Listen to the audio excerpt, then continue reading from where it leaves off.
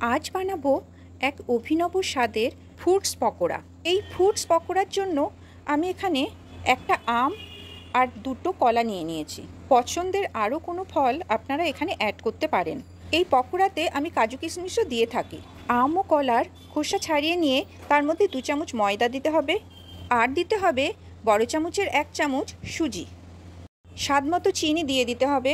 যেহেতু পকোড়াটা আমি মিষ্টি মিষ্টি করব, তাই বড় চামচের 2 চামচ চিনি এখানে আমি দিয়েছি। এবার সব কিছু একসাথে ভালো করে মেখে নিতে হবে। এই যে এখানে ভালো করে আমার মাখা হয়ে গিয়েছে। এবার কড়াইয়ে সাদা তেল গরম করে ছোট ছোট বড়ার আকারে এই মিশ্রণটা গরম তেলে ভাজার জন্য দিয়ে দেব। প্রথমে কম আঁচ করে কিছুক্ষণ ভেজে নিয়ে তারপরে মাঝারি আঁচে রেখে ভাজতে হবে। এর ফলে পকোড়ার ভেতরটা ভালো করে ভাজা হয়ে যাবে আর খেতেও খুব মচমচা হবে।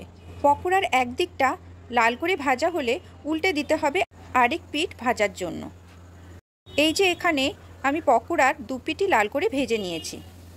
এবার এক এক করে পকোড়াগুলো তেল ঝরিয়ে কড়াই থেকে তুলে নেওয়ার পালা। এই যে দেখুন কত সুন্দর লুক এসছে পকোড়াগুলোর। দেখতে যেমন সুন্দর হয়েছে, খেতেও কিন্তু তেমনই টেস্টি।